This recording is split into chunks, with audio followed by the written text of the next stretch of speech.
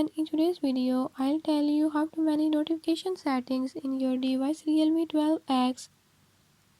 In this video I'm going to show you how you can do it. But before we get started, don't forget to hit the subscribe button and the notification bell. Make sure to watch complete video and learn how you can do it. Let's watch the video.